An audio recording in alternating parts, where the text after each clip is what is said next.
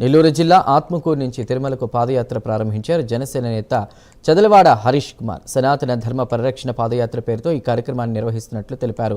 ఆత్మకూరు పట్టణంలోని వెంకటేశ్వర స్వామి ఆలయంలో ప్రత్యేక పూజలు నిర్వహించిన అనంతరం ఈ పాదయాత్ర ప్రారంభమైంది. తిరుమల వెంకటేశ్వర స్వామి వారి క్షేత్ర గౌరవాన్ని కాపాడడం, కోట్లాది మంది భక్తుల విశ్వాసాన్ని నిలబెట్టడమే ఈ మహాపాదయాత్ర యొక్క ప్రధాన లక్ష్యమని హరీష్ చెప్పారు. భక్తి ధర్మ సంకల్పంతో ఈ పాదయాత్ర చేపడుతున్నట్లు తిరుమల వరకు చేరుకుని స్వామివారిని దర్శించుకుంటామని చెప్పారు. జన సైనికులు, వీర మహిళలకు ధన్యవాదాలు తెలిపారు.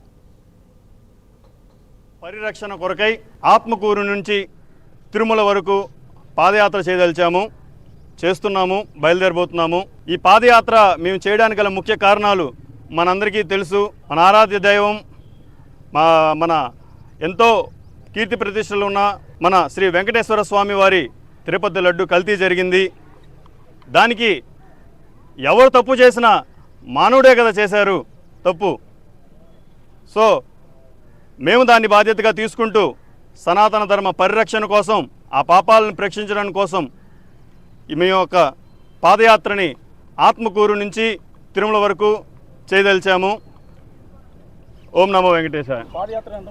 ఈ పాదయాత్రలో కనీసం 15 నుంచి 20 మంది వరకు ఉండొచ్చండి.